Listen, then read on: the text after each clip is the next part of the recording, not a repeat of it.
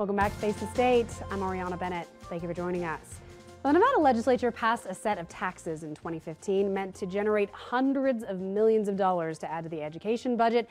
And in the 2017 session, lawmakers added even more. So now those fundings are starting to take effect in the form of new and expanded programs. So I'm back with State Superintendent of Education, Steve Canavero. Steve, once again, thanks for coming on the show. Yeah, thank you for having me. Okay, so all that money, and this was a big windfall for education, 2015 especially. Are we seeing the effects of that already? Yes.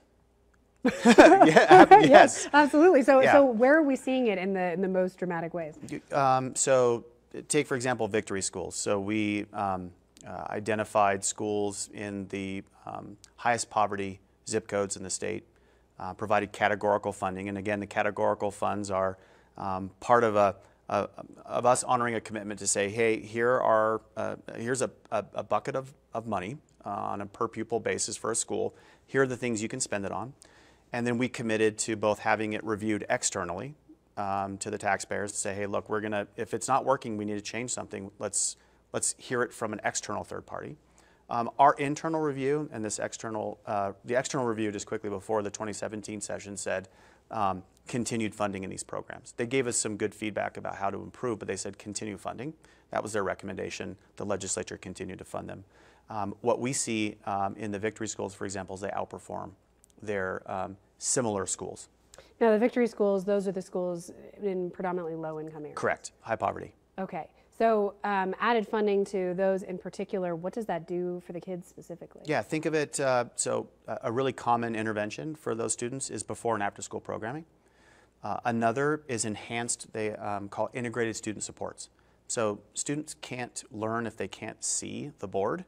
And so there's opportunities to engage with social services and others and coordinators at those sites to ensure that students have access to glasses and dental care, for example, and some of the basic functions so that they're ready to learn. Okay, now another big priority was all-day kindergarten expansion. Wanted to get that in every single school. Yep. How far are we on that goal? Yeah, so we have now officially transitioned so that a student in kindergarten, it's voluntary full-day K, but what we see is that the vast majority of programs and districts are taking advantage of it and parents are taking advantage of it.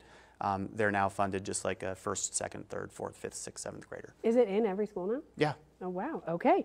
And then the initiative to read by third grade, every kid proficient in reading. How far along are we on that? So our learning strategists have been in the schools helping both the adults and the students.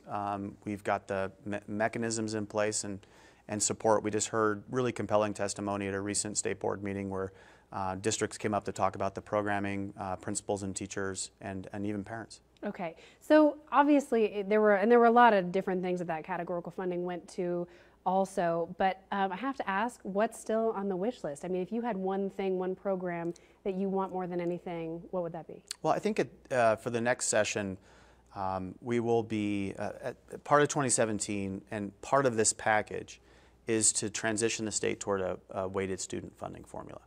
So instead of having victory schools, which serve high poverty students, we would have a particular $1,200 per pupil who's in poverty that would be a top of the regular payment for students.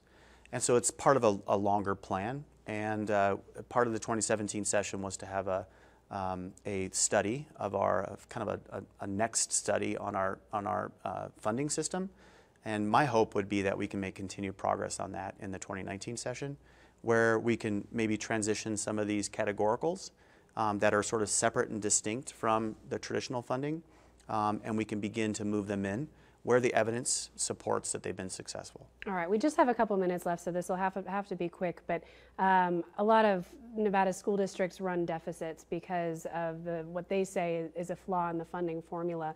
So do you support changing the funding formula, and does that kind of tie in with what you were just talking about? It does tie in exactly with what I'm talking about, including attention to what they call the base. So it's great that we can provide categoricals, and some of the superintendents say, but those don't keep the lights on. And so my hope is that we get some clarity in the next few months with this funding study, and that we can have this conversation in 2019 and see if we can make the adjustments. We're on board. We've been on board really in 13 and then 15 as well.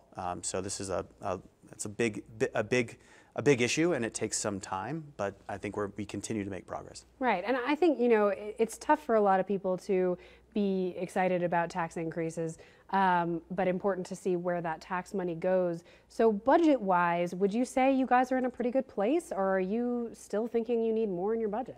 Well, if we were going to transition to a full weight, so we go from a categorical to a weight, that was part of 2017 when we established under SB 178 a weight for students who were not proficient and in one of our lower performing schools. We've got a significant coverage of the funding across students who need it the most. It is time to have the conversation and to see what type of what we can learn from the consultants to do the study to move it forward.